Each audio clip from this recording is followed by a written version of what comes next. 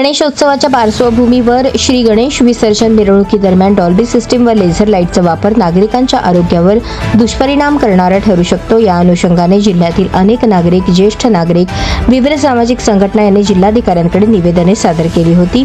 त्या अनुषंगाने भारतीय नागरिक सुरक्षा संहिता 2023 चे कलम 163(1) अन्वये प्राप्त अधिकारांचा वापर करून जिल्हाधिकारी कुमार आशीर्वाद यांनी 27 ऑगस्ट ते 6 सप्टेंबर या कालावधीत सार्वजनिक गणेश मंडळांनी विसर्जन मिरवणुकीत डॉल्बी सिस्टीम व लेझर लाईटचा वापर न करण्याचे आदेश दिले होते।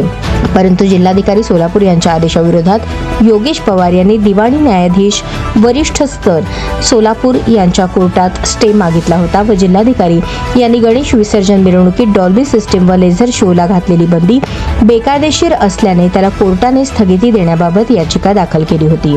परंतु लोकांच्या आरोग्याच्या आणि सुरक्षेच्या दृष्टीने दिवाणी न्यायाधीश वरिष्ठ स्तर सोलापूर यांच्या कोर्टाने जिल्हाधिकारी सोलापूर यांनी जिल्ह्यात डॉल्बी सिस्टीम व लेझर लाईट शोला बंदी घातलेल्या आदेशाला स्थगिती देण्यास नकार दिला।